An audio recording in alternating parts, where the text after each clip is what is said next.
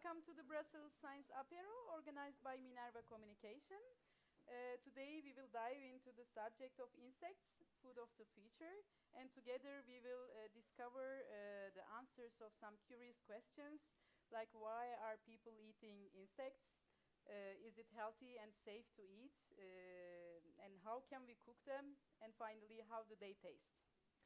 Tonight we have two speakers with us that are specialized on scientific study of insects that we call entomology. Here with us we have Patrick Grutert, head of the Department of Entomology of the Royal Belgian Institute of Natural Sciences, and Peter de Baptiste, board member of the Antwerp Royal Entomological Society and CEO of Ecology Project. So good evening and welcome to both. Welcome Good evening.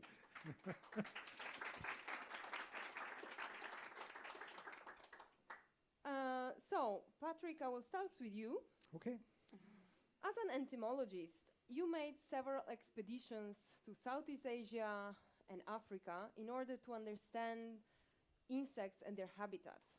Why is this your passion, if I can call it like this, and what are you actually researching? Yeah. Well, I am mainly interested in the diversity of the insects, the evolution of the insects, what are they doing in their habitat. And that's my job. And so I traveled indeed a lot throughout the world. And it was when I was traveling through Southeast Asia, this is Indonesia, Malaysia, Thailand, Cambodia, Vietnam, and so on, south of China. I was amazed by the number of insects and arachnomorphs, this means spiders and scorpions, that were eaten. When you walk through, for example, Bangkok, on every corner of the street there is a food stall where they are serving cooked insects.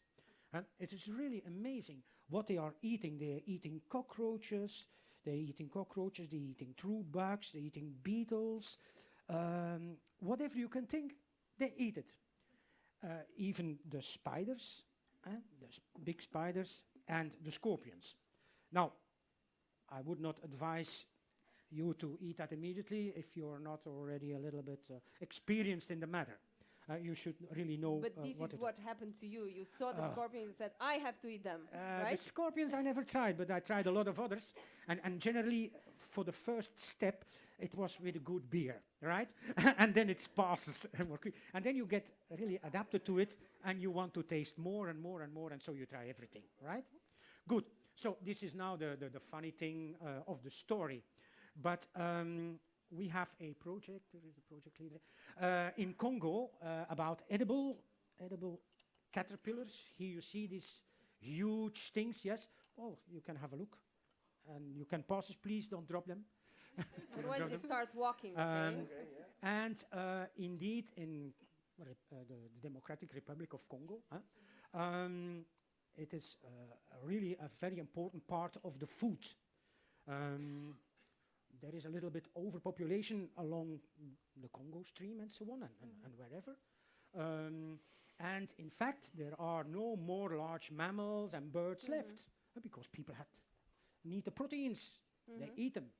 And so the caterpillars are really a very important food source for them. Okay. Right? So let's go into that a bit later. Sure. Let's pass first the floor to Peter. We have another speaker with a similar adventure with insects in a different way. And Peter, you are searching for different kind of edible items in the nature since you were 14, from wild plants to insects. Can you explain us what pushed you into this direction and now it became your career? Well, I love nature. And I want to be a part of it, just as animals are a part of it. They eat everything in nature, so I also wanted to do that. And I started when I was 14. Then I had a book about edible plants and mushrooms and so on. And I started collecting them. And my first insects, that was in 1964. Then I was 19.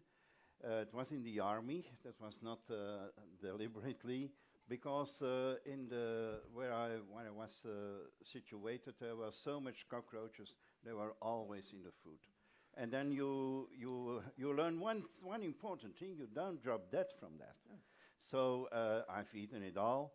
And later on, when I was a member of the Royal Antwerp Society of Entomology, I started collecting information about that and to learn more about edible insects. And I've started eating insects in 89. It was in the museum, one of the exhibitions we have done Together, there. yes. There were several. But then there was someone who was cooking also insects. And then I started again eating insects and exploring that world. I was, in the meantime, I was also an herpetologist, so someone who collects lizards and frogs and so on. So I was also busy breeding insects. I'm breeding insects for 50 years, and I was lucky to have many insects to try. And in 2000, I started courses in survival in some outdoor schools. And then the people came there simply to learn how to eat insects. It's a very difficult matter. As Patrick says, there are many insects in those countries, in those exotic countries.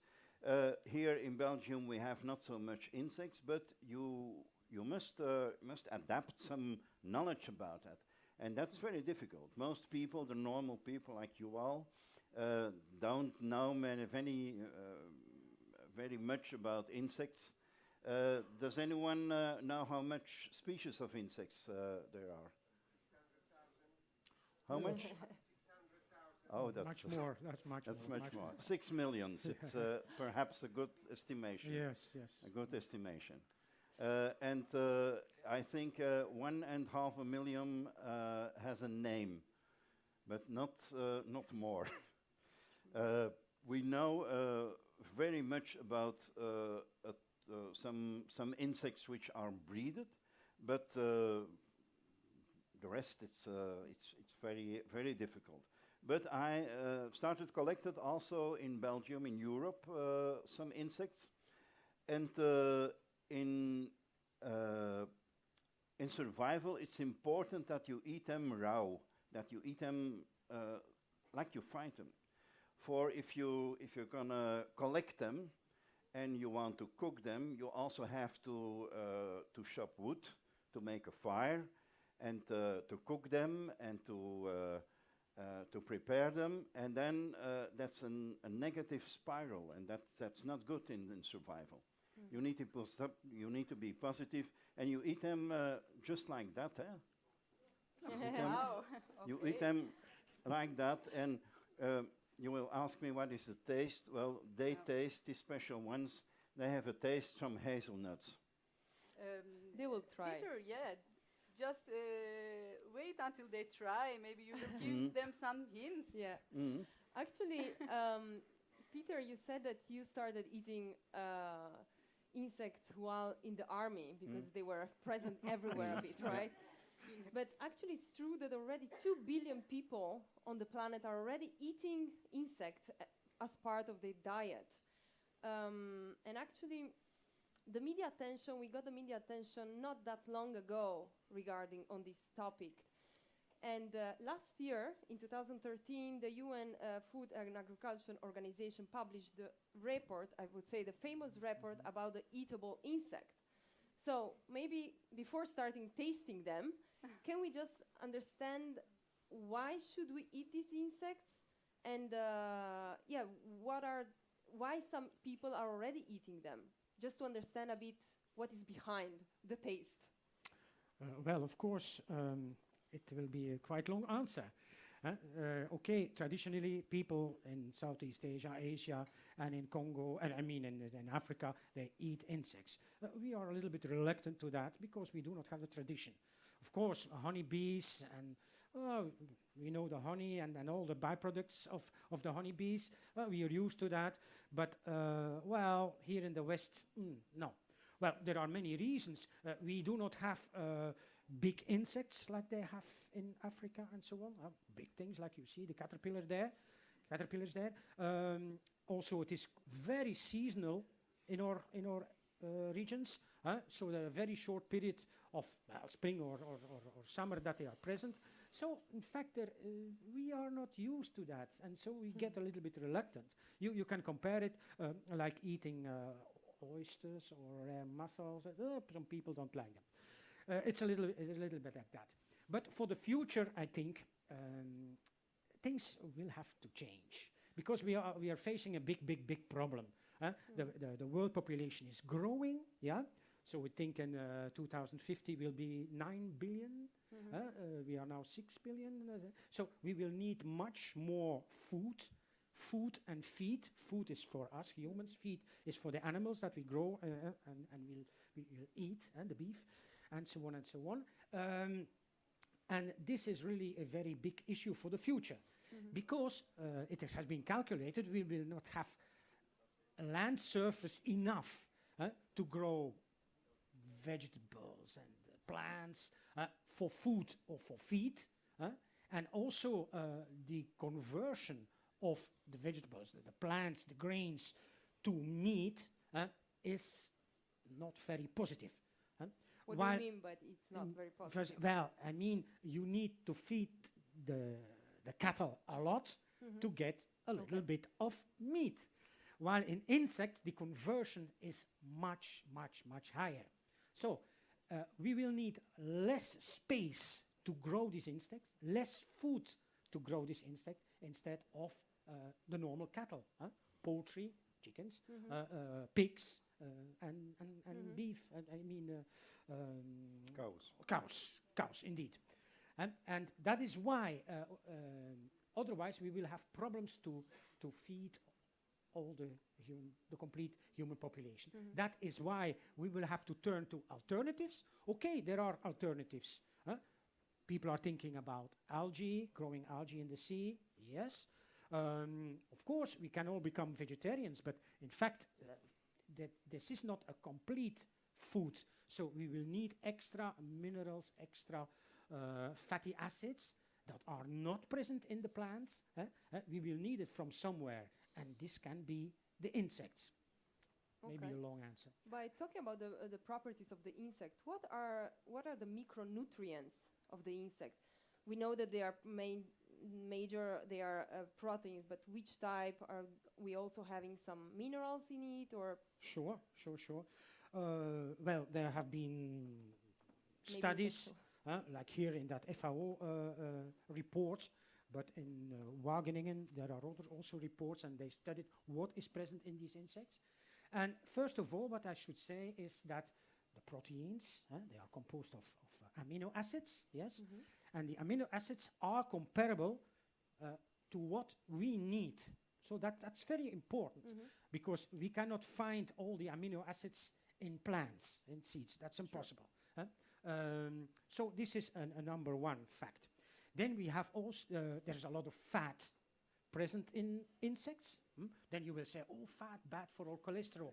Well, fortunately, no. These fatty acids are rather good for us.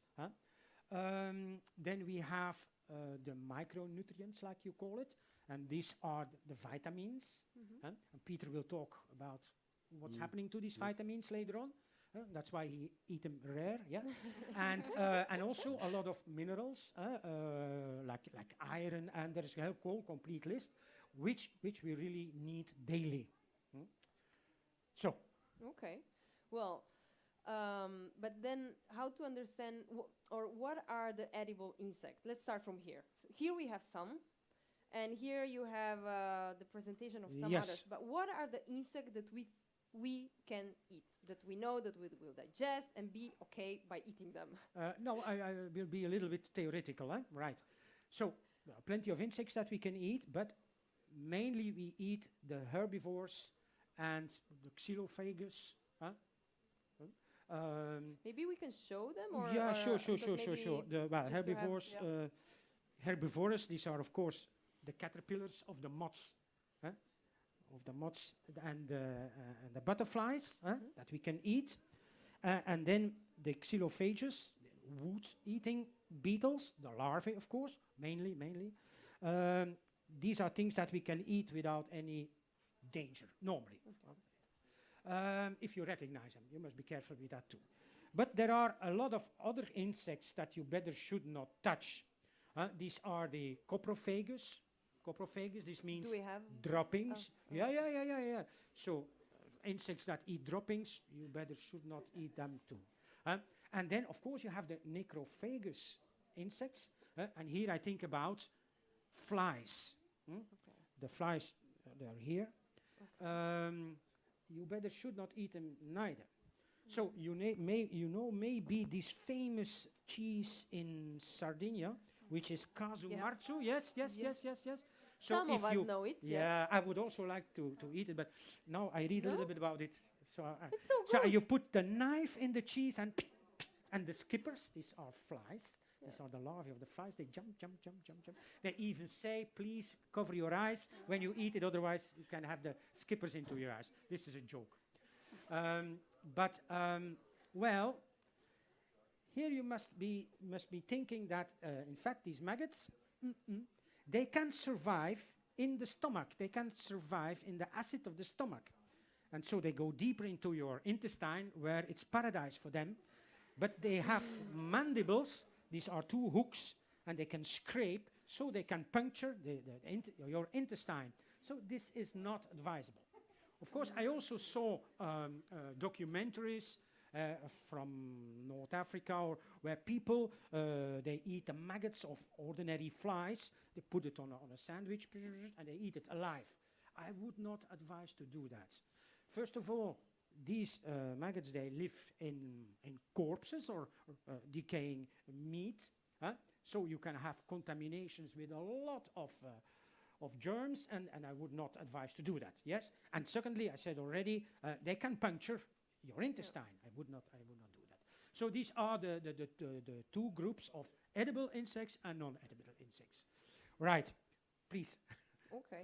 But now, a bit a tricky question that you said maybe you will not answer, but now I still give it to you. Some of the insects are actually already part of the processed food of all of us. So some of the insects are kind of get into the packaged and processed food that we all eat. So unfortunately, yes, we all eat already insects, just we are not aware of it. For example, for the coloring of some food, the industries already use insect extracts. Yeah.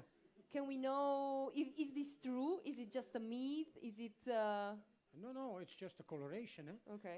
These insects, the scale insects, these are kind of bugs who are living on plants, sucking plants liquids, plant sap. They're used for coloration of meat and so on. This is the most important group of insects that is used in human food today. And also a lot of derivatives of honey and so on. But okay, we accept that. That's all not an issue. So let's say that these small parts of coloration in the food, they are not dangerous. We don't... No, of course okay. not. No. And just another question. Regarding the diseases, are those insects transmitting diseases easily? You said that some cannot be eaten because of the particles they can transmit. They might be dangerous. So there are some concerns in that, or there are of course a few toxic insects. Well, that's normal, because some herbivores are also toxic because they eat toxic plants, and in their body they transform the toxins to deal with the carnivores, with the predators. And of course, it's the same. We cannot eat them because they have toxins as a protection for themselves. Okay, that's one. Now, the most important, I said, those necrophagous insects. Of course, please do not touch them because they will survive these bacteria, viruses, and fungi, but we cannot, because Okay. that's too dangerous. Okay, that's But good. that's all, yeah. Uh-huh. Anyway, you should be well aware of the species that you will eat. You cannot, it's like a mushroom, eh? You must know the mushroom, Sure. otherwise don't touch it. We'll try to learn tonight, okay? Sure. Because otherwise. But now let's see if maybe there's some question on why should we eat insect in the public. Any first questions? Comments? Don't be Yes. shy. Yeah. Excuse me. Yeah, you're actually talking about, I mean, it's basically an economics question more than anything else. Yes. You're not talking about people going for a walk in the woods and plucking insects off the trees and the leaves. Really, what's going to happen is you're going to go to the shop, you're going to go to the Carrefour or Colruyt, and you're going to buy insect-based proteins. So the question of danger or eating the wrong kind of thing is really not going to arise for most people. Indeed. I think it's a little bit an illusion that you go into the field and just pick. In the tropics you can. If you know, of course, the species. But here, it's almost impossible. But indeed, we must think about the food safety. Yeah. Maybe I can do the food safety now, yes? This is very, very important. That is why it took so long before we could deal with insects, Peter. You did a great job Yes, there. Maybe yes, we can yes. talk about it now. Yes, I'm with insects for years, and when I started selling them, I came aware that there in Belgium was a law who prohibited the use of insects by the Belgian civilians. It's the only country who had such a law.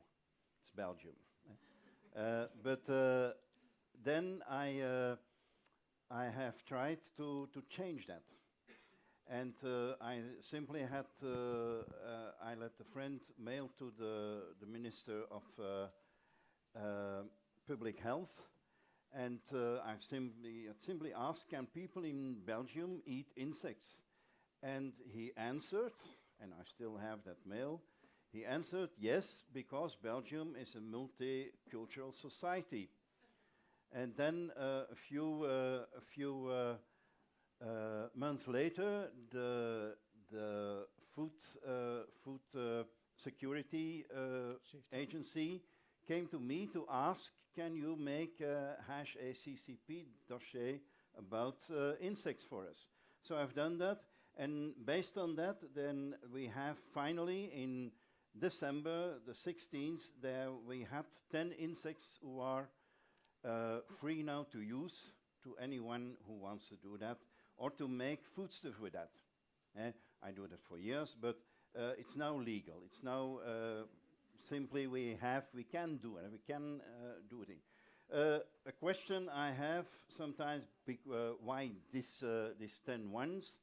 That's because we can breed them in an easy way, and that means that we have broken the rhythm.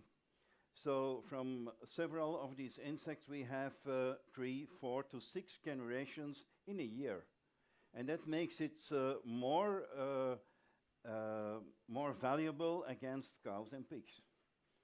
That's the important thing. But also the insects are of 3 groups, and in these 3 groups, the crickets and the locusts, the beetle, the larvae of the beetles, and the caterpillars of the butterflies. There are no ones who can transmit diseases to people. That's it. That's simply like that. And they have adapted my opinion about that, and that's the result. So now it's officially safe to consume these. This also brings another responsibility, I think, because these 10 species, only 10, yeah. 10, and also we need to have the information about how to do that. So I just want to ask, can you explain us how do you collect insects, for example? Well, I do. How do you know that they are eatable?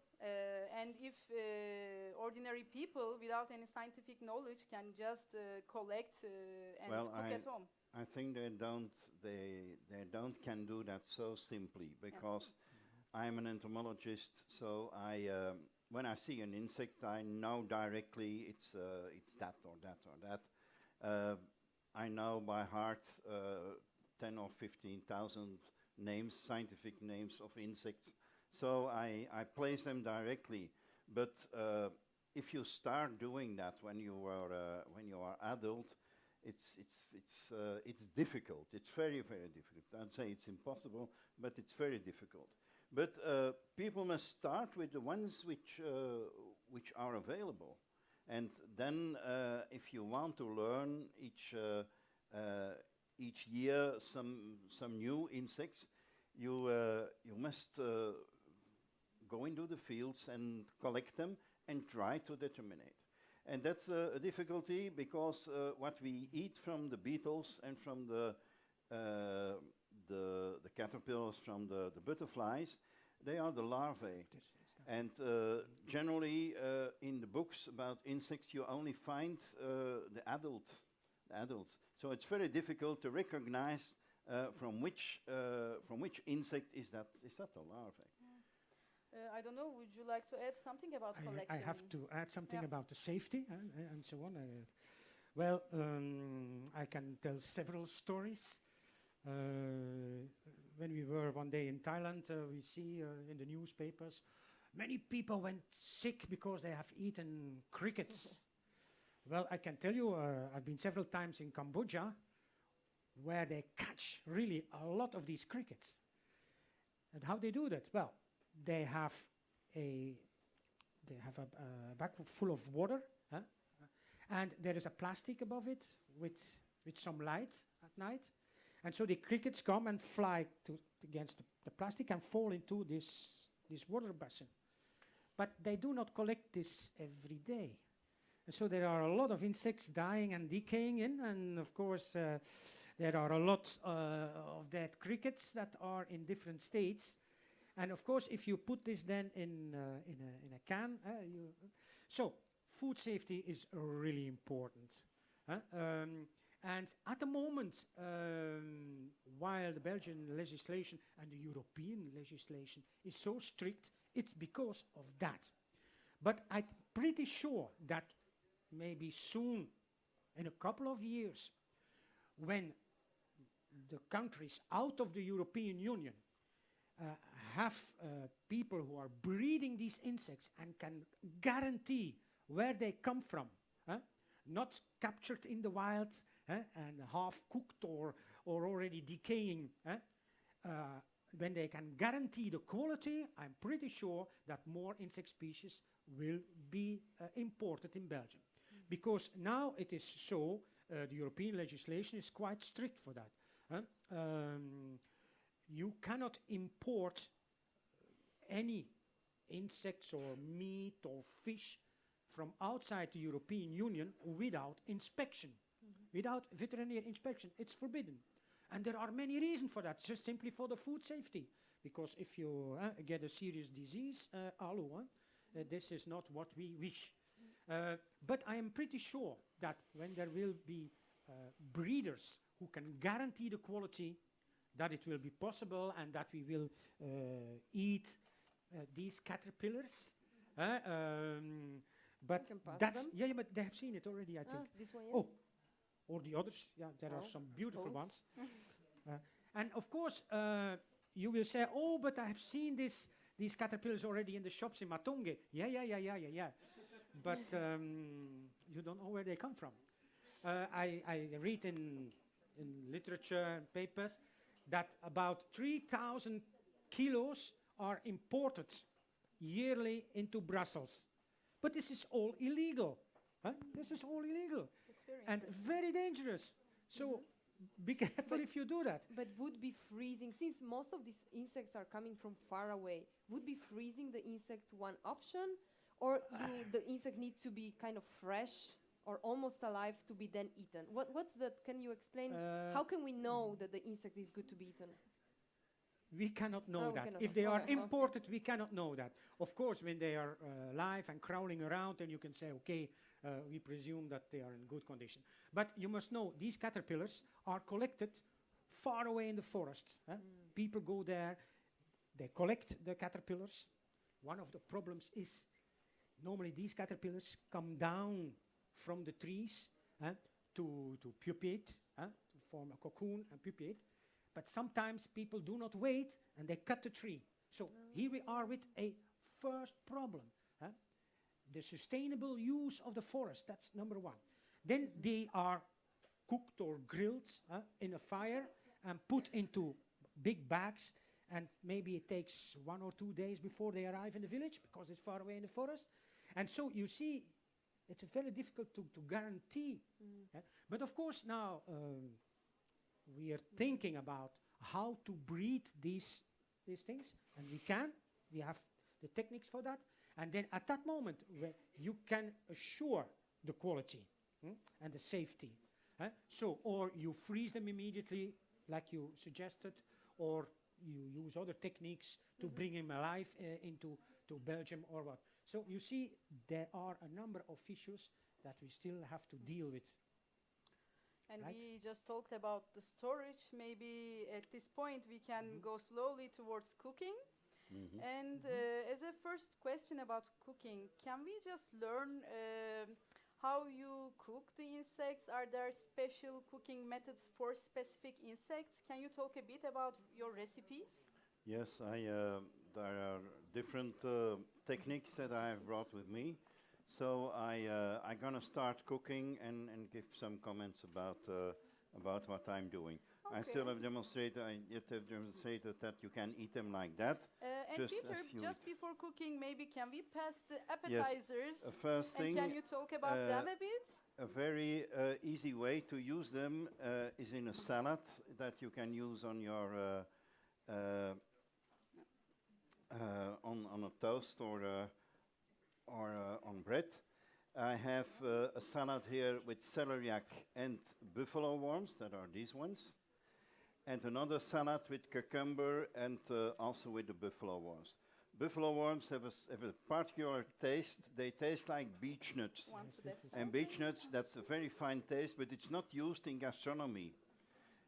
Simply because beech nuts are a hell to collect and to peel, but you can enjoy the taste with buffalo worms. So Peter will now start cooking, but yeah, and after that you will be also able to ask questions, share your experiences about the taste. A very easy way to cook insects on a very healthy way, that is a stone grill, like that. I have put some caterpillars on it. It are the wax moth caterpillars. So now we start with the stone stove. Stone grill, yes. Stone grill, It the will take some caterpillars. time. I have two different strains here, and one I'm gonna season with spiced salt. Spiced salt. And then you have an excellent thing to use with a beer. So by the way, I see that the audience is quite fascinating, and a lot of people are trying. Exactly. That's great to see. And I That's a good one. Sure. yeah, maybe, I don't know. Are you still explaining, or shall we ask a bit about your experience? Is there something to explain? No, not yet. Not That's, yet.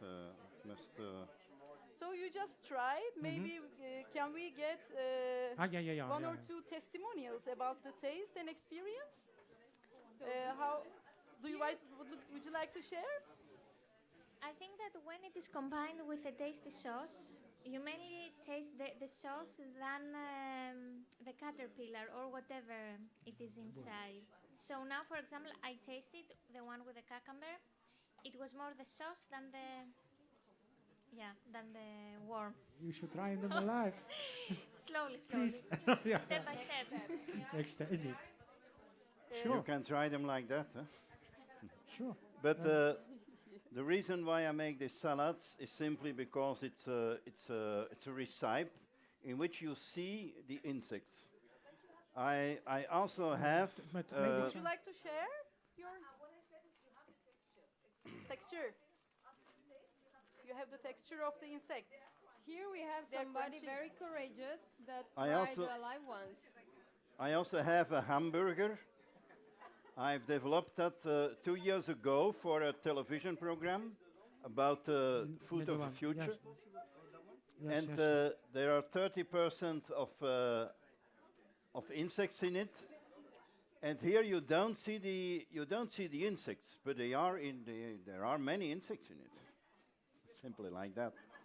I'm gonna bake them in a few minutes. Micro is where? Would you like Some to others share are your ideas? Just there. Someone who wants to taste them raw. Yeah, we're talking about worms and caterpillars and so on. Sorry, we have an experience. Can we? Yeah. But isn't it the case that when this actually does appear on the market, it's going to be in processed form? We won't be looking at live worms in the supermarket. Can you We'll be just looking at put things like the your hamburgers. microphone closer? So, yeah. We'll be looking at. We won't be shopping for these kind of things in the supermarket. We'll be looking more at your hamburger type thing there. The way we do at the moment with tofu or seitan, it's processed into a customer-friendly form. Yes. So we won't be buying these things. We'll be buying things like that. No, What I do you don't. think? I don't agree. No, because there are some nature shops who sell bio products and so on, who want to sell them alive for the people who want to enjoy them like that. But they sell vegetarian burgers that look like meat. They it looks like chicken wings Yes, or yes, something. I know. It them, always has I to know. be disguised to make it palatable for people.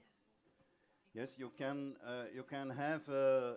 make a hamburger or anything. I have made many recipes with that. Even in the beginning of the year, we have with our entomological society, we have a New Year's reception, and then I've made sausage bread with insect, with the same thing we use for the hamburgers. So it's perfectly possible, and we can do that. But there are people who want to enjoy that, and I will tell you simply that there are we have people who are vegetarians or veganists, and they want if they want to live like that, they need supplements or insects. I have clients who are veganists, and they sell insects simply to have instead of supplements. That's a thing. That's a possibility. My question is just coming a bit off what Alan said, is that what's going to happen next? Where are we going to, are these insects going to be commercialized? How does the common person have access to them? What's going to happen next? Well, what will happen next? There are momentarily in Belgium 10 or 20 small firms who will develop also. They all will make a hamburger. I still have that for 2 years, so I don't have. I have my recipes, but they all want to make thing. And another thing is that also the great chefs, they will start making things in restaurants with insects, and they are very happy about it. When they have told me finally something new. And they are creative in all that things, and they're gonna make fantastic things.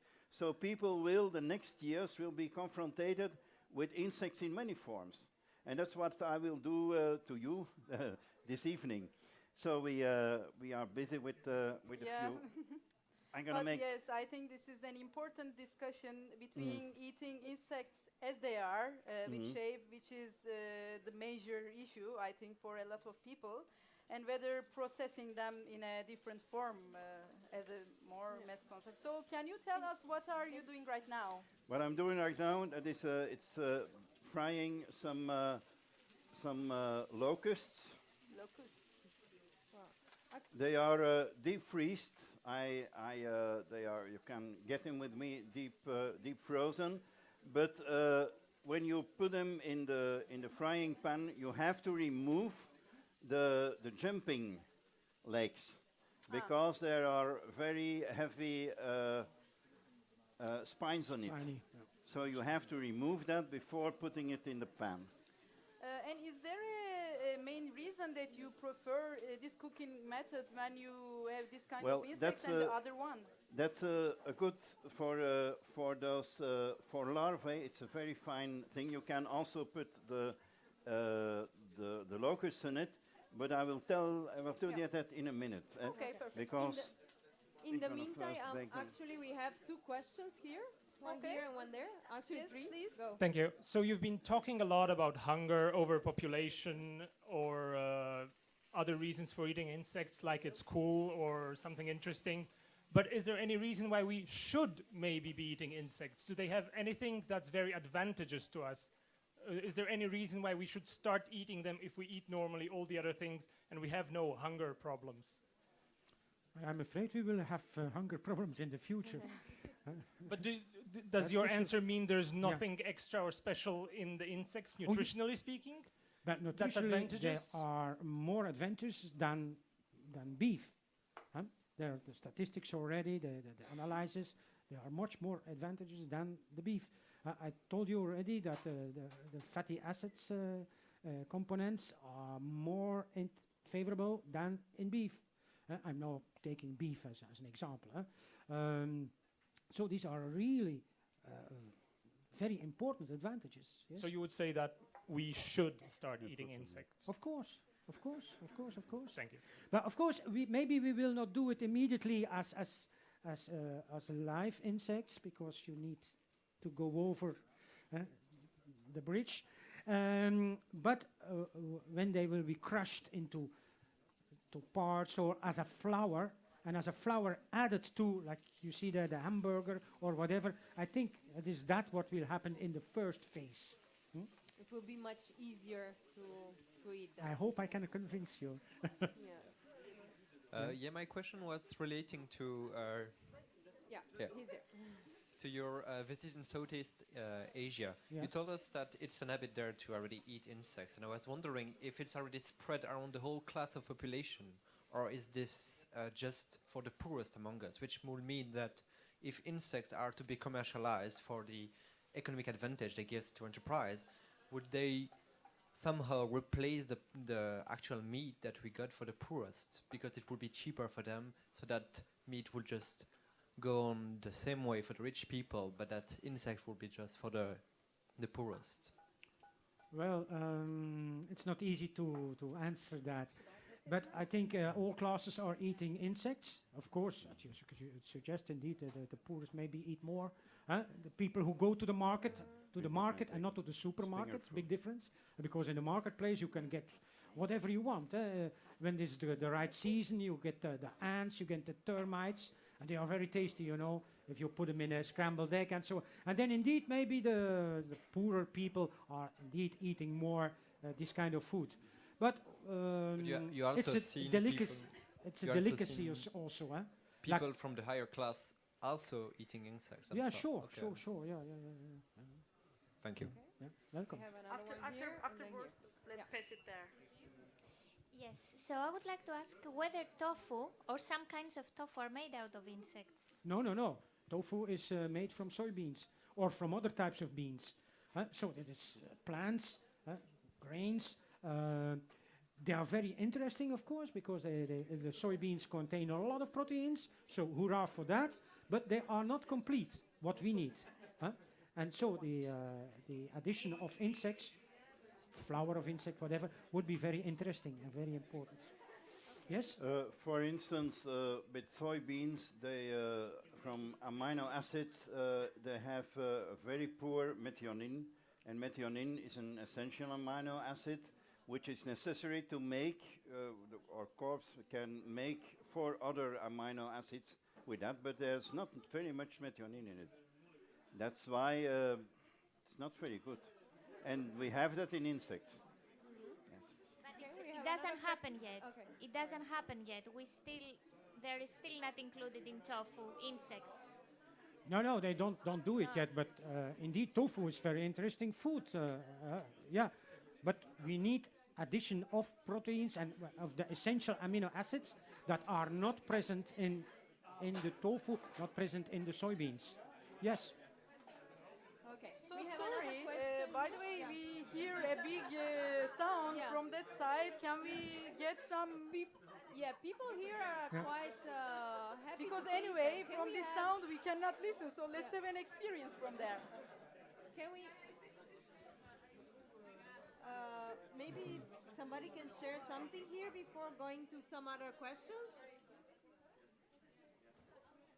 Any tasties? So, for example, No. I have a question. I mean, okay. Is There there? was a question Okay. here. Yeah. Please.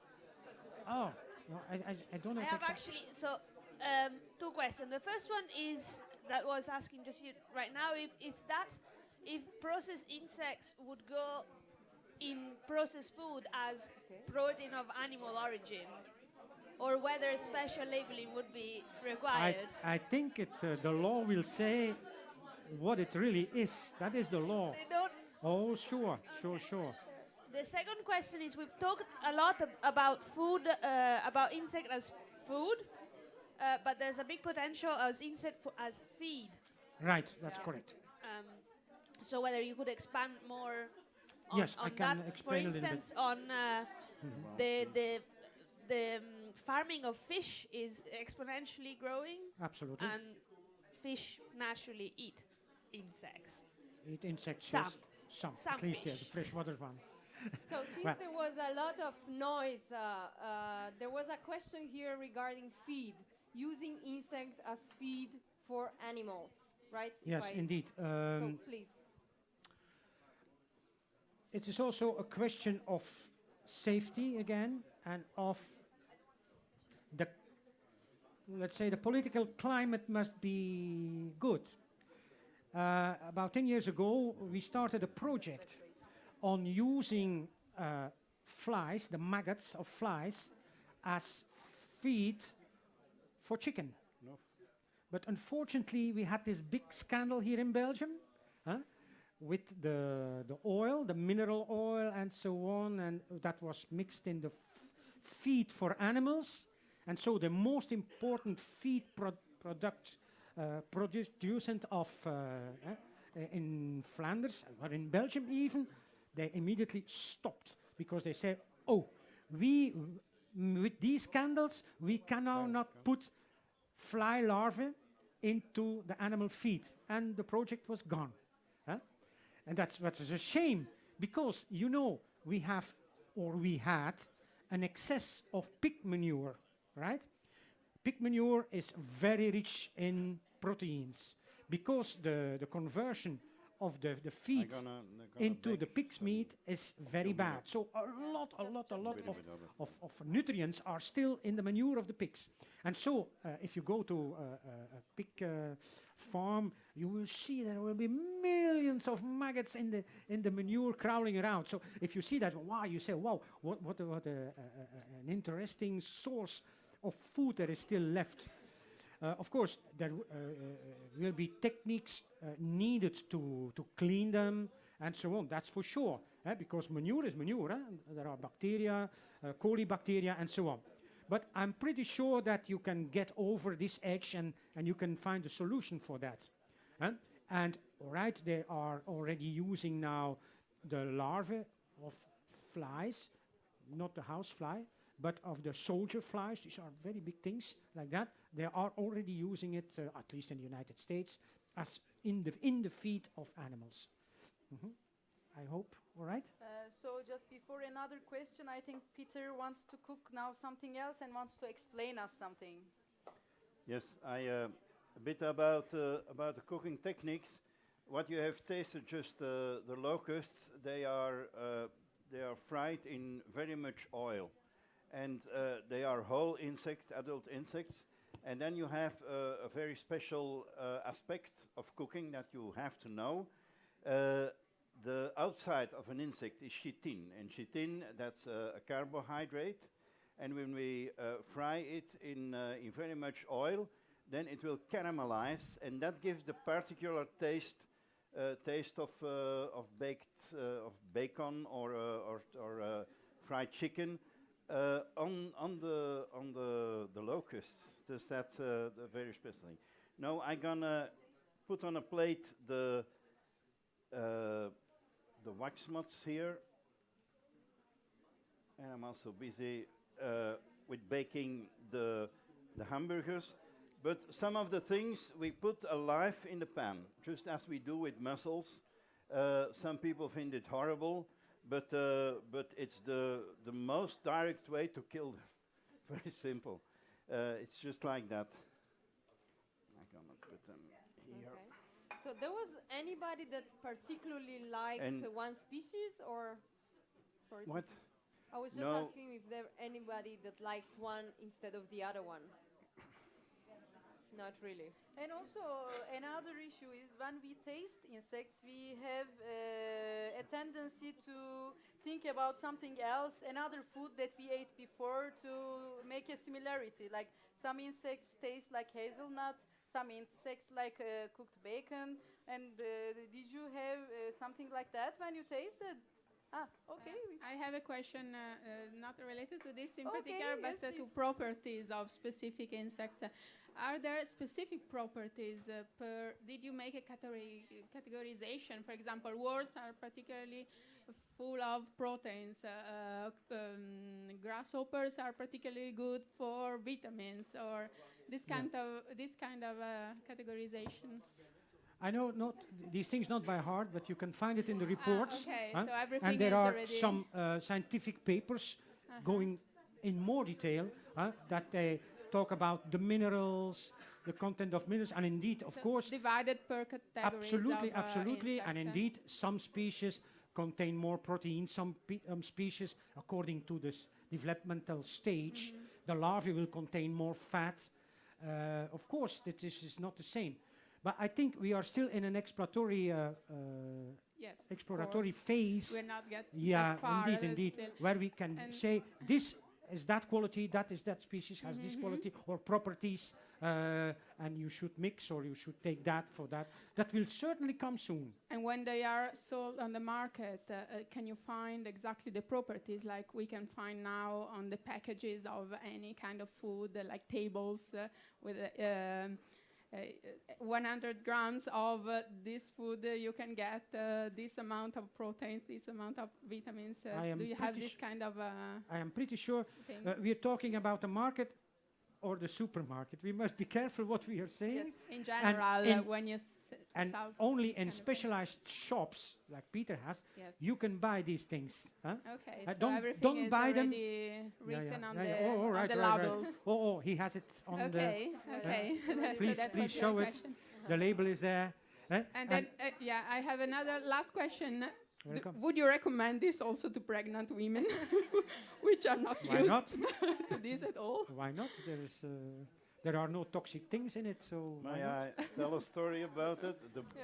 The bushy men, when their women are pregnant, they especially can collect insects to have a healthy baby. So if you're pregnant, don't enjoy it. Okay. Okay. But anyway, for the one that are very interested in edible insects, this wrapper you can find it online on the website. On the website of the FAO, and it's the report number 171. You download it in less than 2 seconds.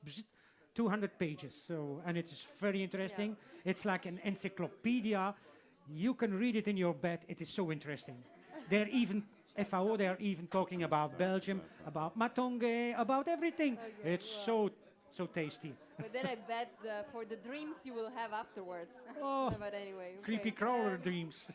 So now I'm about to circulate this burger. Can you remind what is inside, Peter?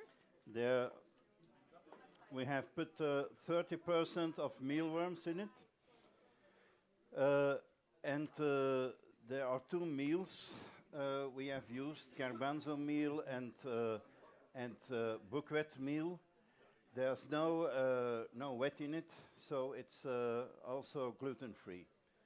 So you have, it's a very, very healthy burger. And because there are insects and no use of meat of intensive cattle breeding, it's an eco burger. It's really ecological. So people with problems of gluten now can taste it too, okay? No excuses. Okay. Do we have further questions? Yes, please. We have another one here in case. Are there any medicinal effects of even not necessarily food sources, but can one? I know that plants, there's a massive untapped source of potential drugs in plants, but is there a massive? You said that only 1 million species of insects have been classified. Are we looking at a potential untapped source of drugs as well as food? Yeah. Well, I know that in Central Africa, they believe that a number of caterpillars have medicinal effects. But if it is true or not, if it is really tested, I don't know. But I'm pretty sure that there will be. But this is an area that has not been investigated at all. So there is still a lot of things to do. Well, I believe they are still the most healthy proteins that we can get, because as you said, through beef and through other, it's not that healthy. So maybe they are not medicinal, but yeah. But that is for sure. That part is okay. But of the real medicinal effects, they said yes. Some species have. But really tested, I don't know. I don't Probably think so. we'll need still some time before we'll get till there. I'm sure that one day maybe we will discover that. Sure. Okay, so here are some more testing. So there is another burger coming for the. Is this the same gluten-free burger? Yes, Yeah. yes. Okay. We have So more this is the gluten-free same burger. for the central seats. Please. It's Okay. almost finished, so be fast. Did you see it? So these are the insects that can be eaten in Belgium, that are allowed by the Belgian law. And Patrick, There's someone there also who wants the micro. Okay. Let's go toward there. Rosanna, there is a question. Can you pass the micro till the very end? Thank you so much.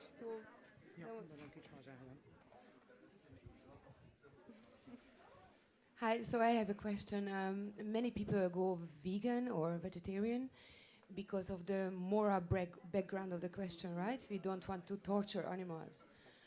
And my question is, how do we know that insects don't have like feelings, I mean, probably they have a central nervous system, so that's already a sign that they can feel pain. So when we eat a chicken, maybe with one chicken, 5 people are satiated, or how do you say it? Yeah?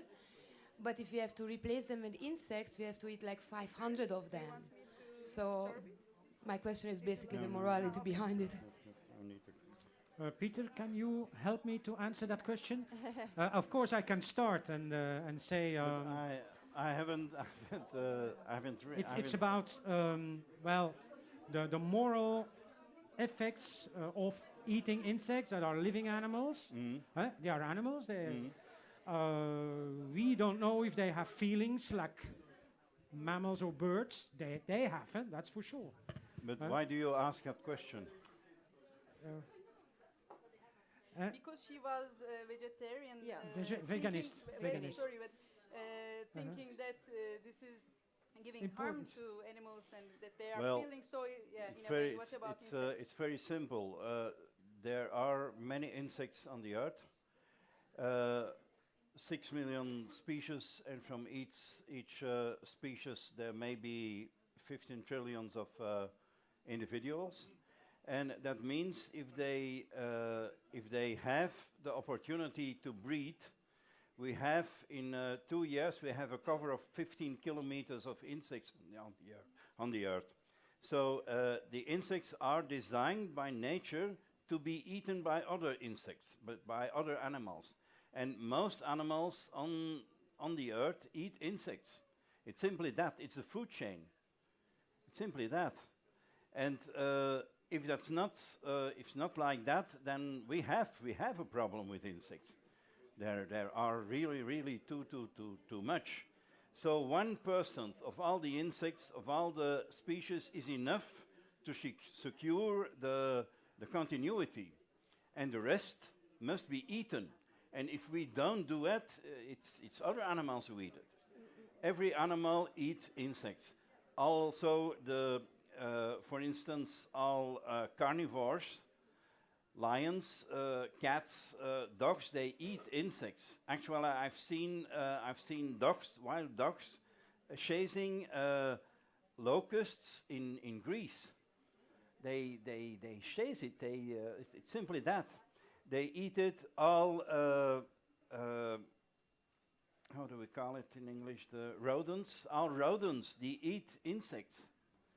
There is a special family devised by Linnaeus in 1659. The insectivores, the insect-eating insects, and the insect-eating insects. Insect-eating animals.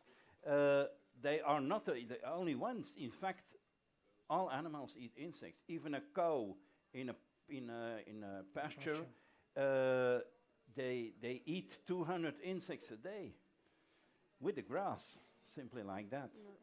You will say it's not much, but they have it, and we also eat insects, voluntary, involuntary. But we eat it. We eat it. We eat it. We see another question there. Do you foresee the risk that the food industry could decide that this is a great money-making opportunity and then apply the same industrial methods that they use for other raising cattle and chicken and so forth, and use genetic manipulation and turn something that is natural and healthy into something that may become unhealthy, and then only the people who can afford to buy the organic insects will be able to do so? I had the same thoughts like you have. Because when people said to me, oh, this is the future, and we will collect insects in nature, that's not sustainable. You can do it in very low numbers maybe, but we do not have in nature enough to catch the insects there and to sell them and so on. So no. So the only way to do it is to rear them, to breed them, right? And I'm pretty sure if it is not well controlled, that indeed we will have problems, that the conditions, the food for these insects will not be of quality and so on and so on. This is a reality, I'm afraid. But I will comment that. I'm breeding insects for 50 years. And I have learned two things about breeding insects, and that is that you have to fulfill two conditions. At first, their food must be as close to the nature, to their normal nature of food as possible. And secondly, their microclimate must be correct. So for each species, you have to conceive a new cage. You have to search to make sure that you have the correct food. If that's not, well, then you can breed them, but it will stop. And it was, it's very lucky, but last year, 2013, the large worms, the Morios, which are, I don't know where they are, somewhere. Someone is They eating are- them. Yes. They were extinct in Europe with all the breeders. And all the breeders, they they stopped with it simply because they had change on upscaling their facilities. They had changed, and they had changed the feed, and then they couldn't make their cycle, so they died when they were larvae. There was we had a virus on it, and if I know that if there is if I can locate a virus, and I had the University of Utrecht to aid me for that. When we have a virus, then they have a wrong feed facility, and generally what people do is they try to find cheaper feed, and that's not good. You have to feed them what is necessary, and so if you want to do it, it's safe, it's good, it's bio, simply like that. You can't trick with that. They have tried, but it doesn't work. It doesn't absolutely work. So can we say that breeding insects is quite expensive, after all? It depends. Because you the food needs to be fresh, needs to be good. Also well, the timing. I must say, if you breed, for instance, locusts like that, then these are the young ones of the other with the wings. If you breed them, you need they start breeding with a temperature of 30 degrees. So you have a well isolated facility, and you have to take care that you have cheap electricity for that. That's a way.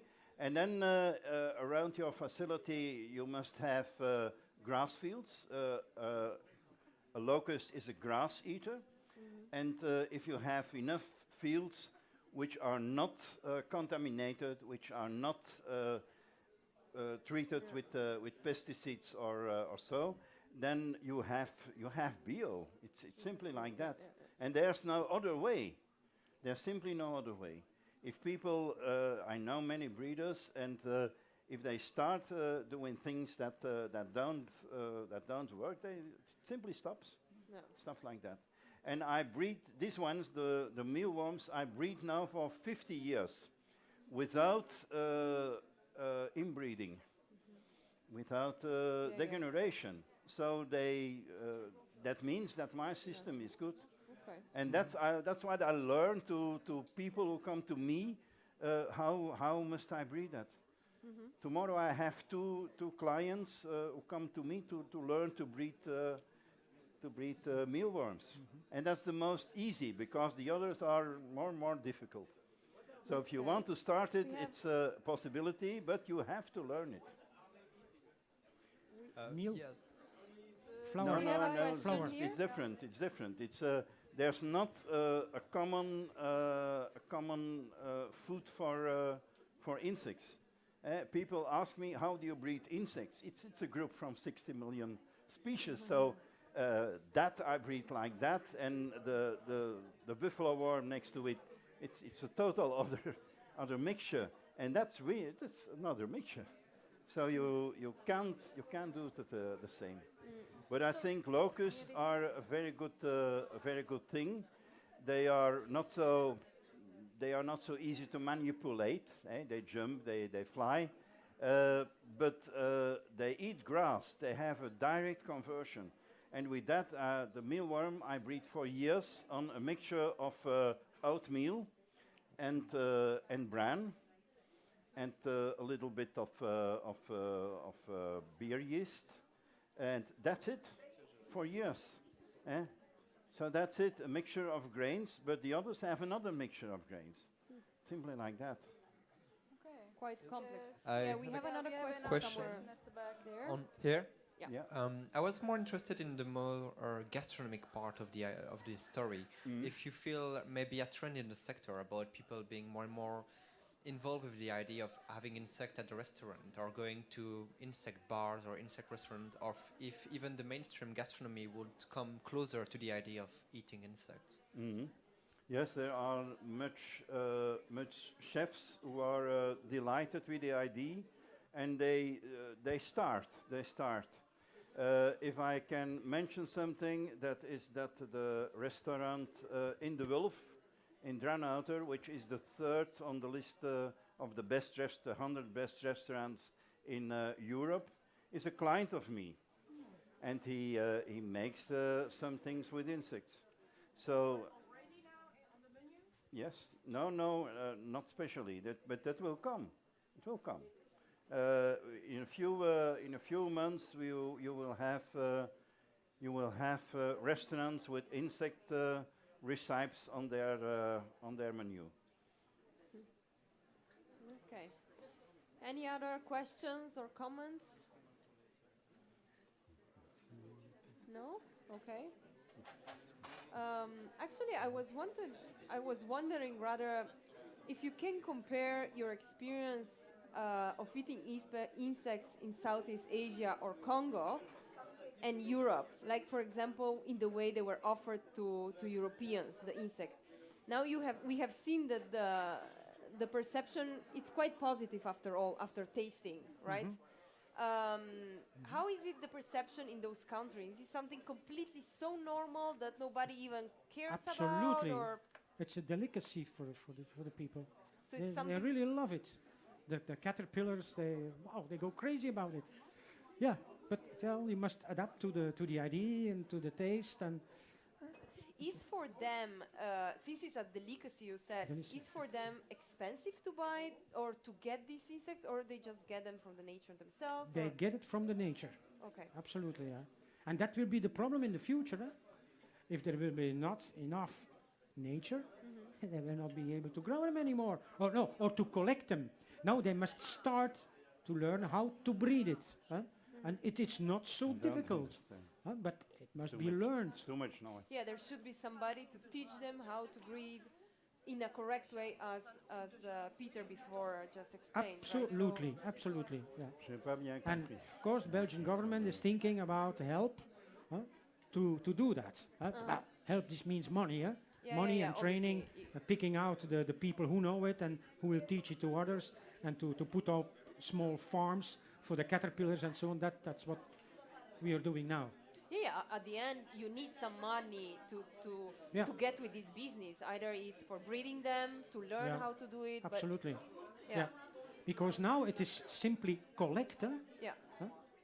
And collecting, well, you can do it until there is no more left. Of course, the same as the fish. The sustainable use, that is so important. Okay. Yeah. Just, so Yeah, our we audience see is that quite people- enjoying. Are there any further questions, remarks? Maybe somebody you have a wants to question? share Yeah, the I taste. have another question.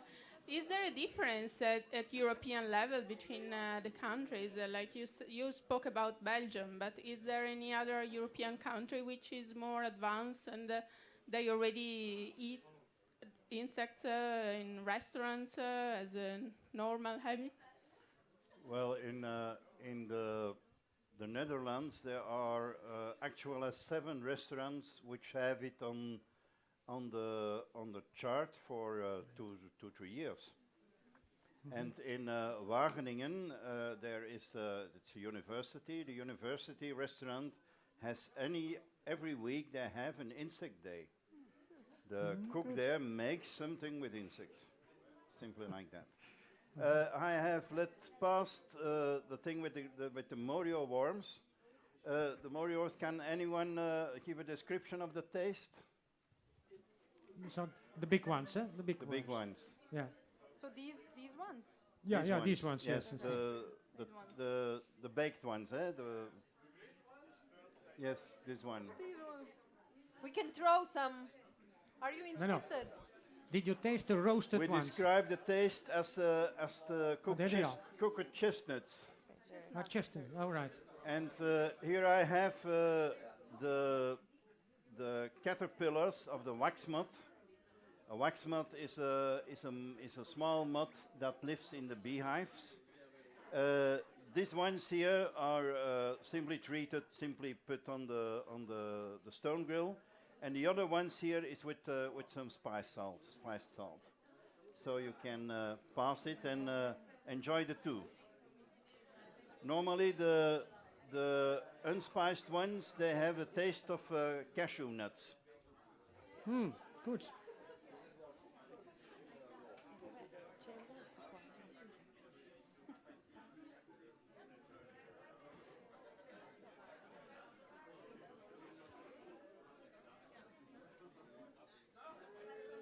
Let's give some time.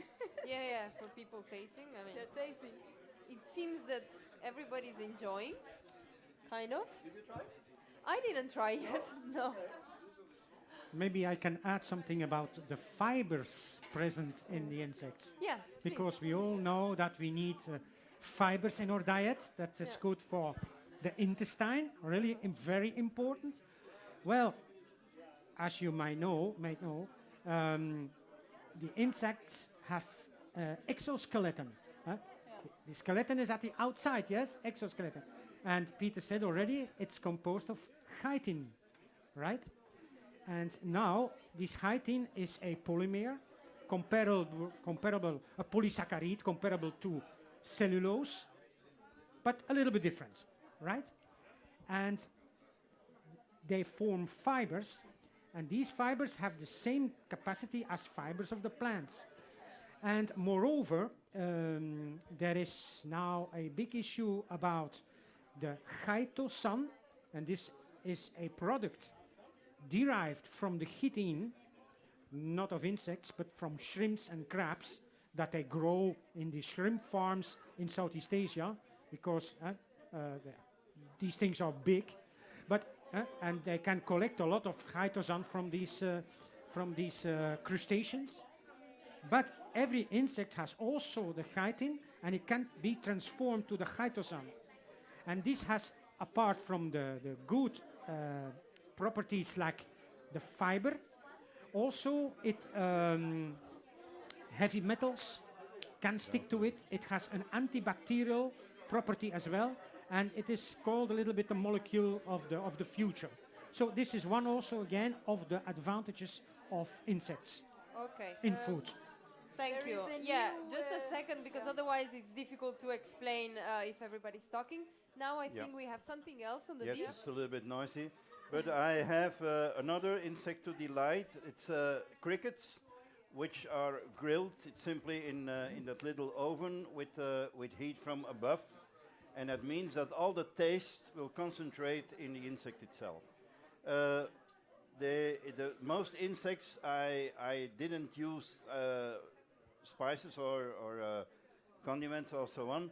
So this is simply the taste of the insect, and it tastes like chips. Thus, if there are some people who don't like chips, they don't have to taste it. I mean Chips. meat. No. Chips. Chips. Ah, okay. Right? Chips. Potato chips. You meant Potato potato chips, right? Potato chips, yes. Yes. Chips, Wow. yes.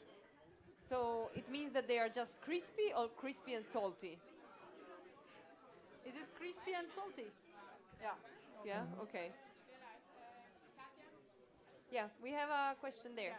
I would like to ask if it's possible to survive only on Excuse me? eating insects. I'm pretty sure, because they have all the things that we need inside them, so it's okay. Fair enough. But you cannot do on soybeans, because some elements are lacking, like some amino acids, like Peter said. So we need more, but the insects have them all. Yes. That's the big advantage. Good to know. I have a question to Peter, actually. Peter, did I understand wrong that for a while, for a year or so, you only consumed insects? Yes, that's true. In 1998, I was busy with commercializing insects, but I found nothing specially about the composition of insects. Yes, some papers thought about the proteins, and some thought even about that there are 60% proteins in it. And that's impossible. No animal can do that, and it's a misunderstanding, because in those papers they have told the figures from the dried insects and not from the fresh insects. So you have to, if you recalculate it with the humidity of the insects, then you have 21, 23%. A beefsteak, a steak, has normally also 21%. But he has 8% of fat, and a locust at only 3% of fat. So if you want to have a healthy food, insects are the answer. What?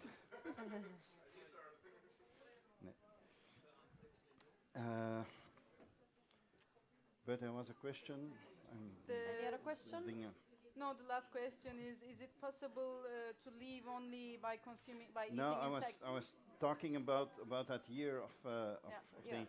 So I hadn't enough material, and then I have lived a year following the diet of the first man, Australopithecus, which was an insect eater.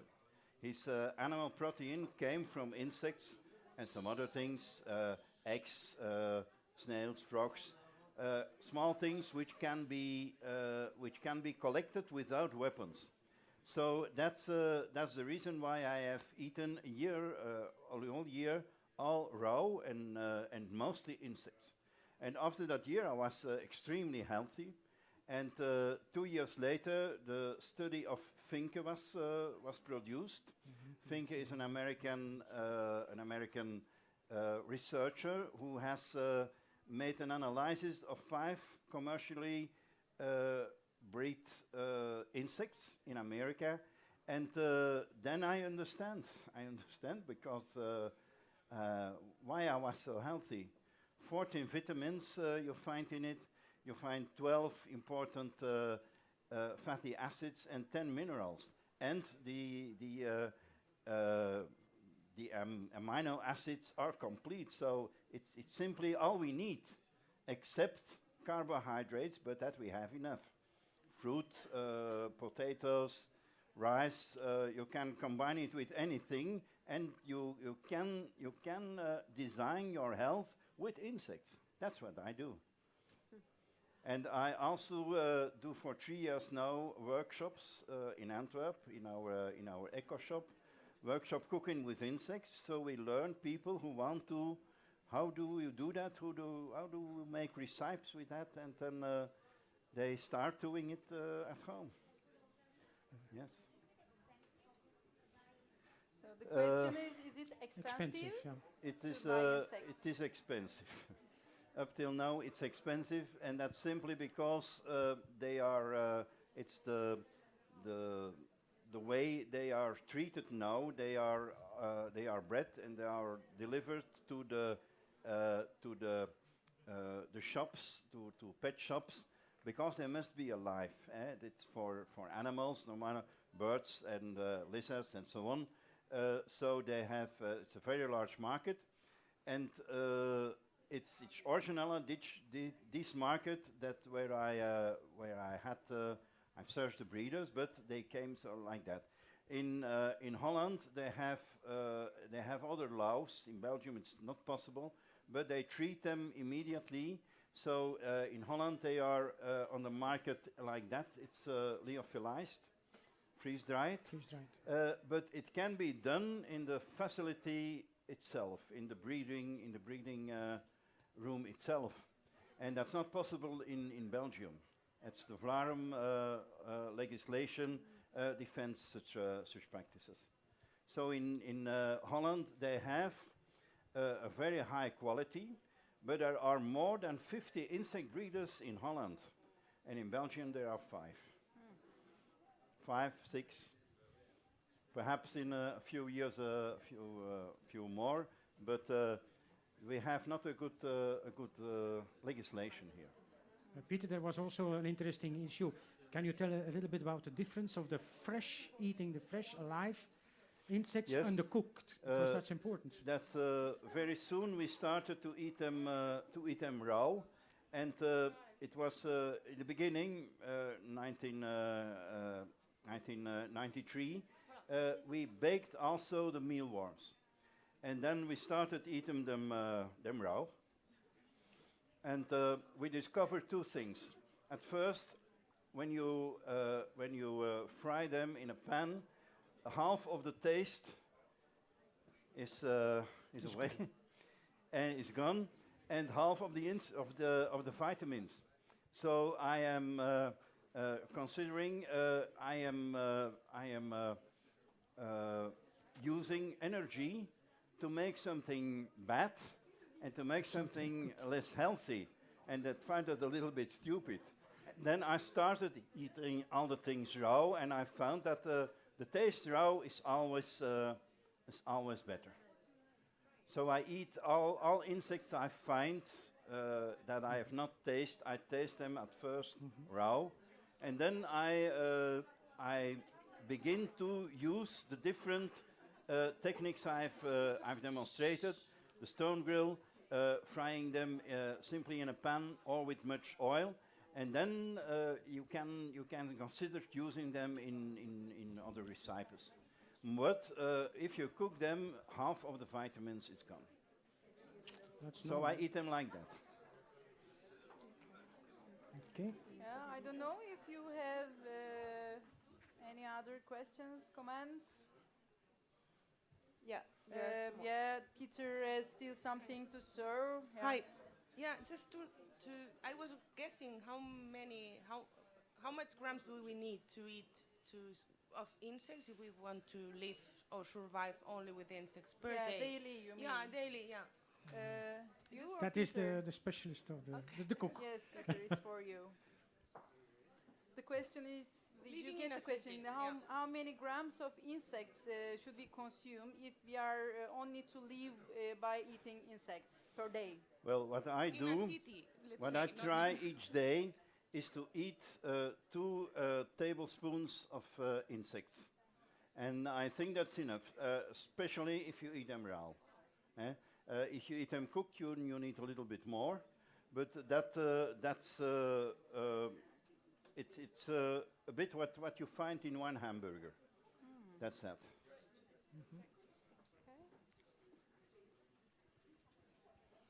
Yeah, hi again. I was just wondering how spread was the habit in your profession. Are you seen as regular entomologists, like everybody's eating insect in the profession, or is it still a big divide among professionals about those who study them but don't eat them because they still feel the barrier, or is it kind of regular that entomologists are used to eat them? As you said, for Ugala, you had I think it's sausages of insect for one of the No, entomologists. it's not common yet, and even for an entomologist. Of course, an entomologist is curious and want to, of course, to try and taste, but of course, it's not common yet.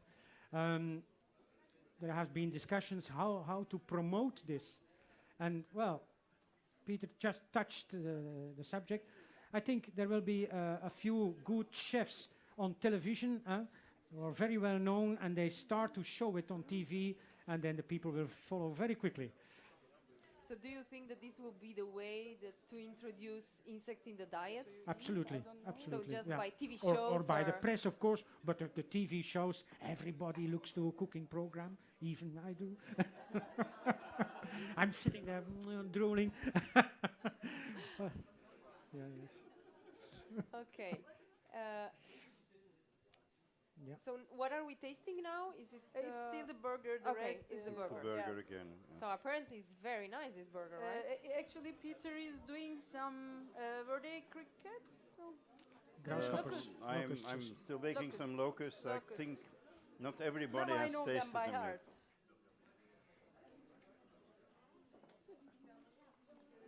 yet. No. So, any further reactions? Do we have questions? No. Yeah. If not, we can go for an informal drink, and maybe you would like to. Okay, so if there are no other questions, we can just finish eating the snacks. Yeah. So we will have to go toward the end. I would here like to thank both speakers for the knowledge they shared today, and definitely for the adventure that you offered us by tasting insects. So a big thank you. Welcome.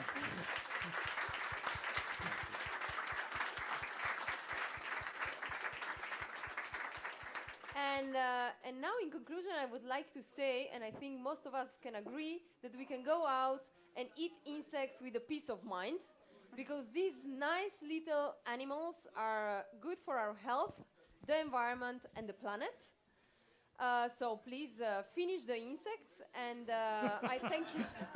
Before they finish us, yes, yeah, okay. before they finish us, exactly. But also, Katja, I think the audience deserves a big thanks for this interactive environment. Everybody was very, I think, open to eating insects, and everybody enjoyed. So this is very important. And everybody tastes them. So thank you for being brave, okay? For being brave. Enthusiasts. So apart of the insect, you can also eat the dinner here at Bellie Buoni. Otherwise, I thank you once again, and see you the 19th of February for Love of Chocolate. Thank you so much.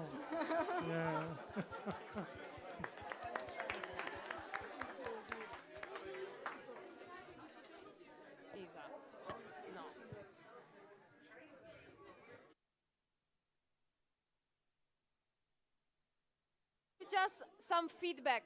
You can find it on the table. If you liked it so much, we can repeat it, okay?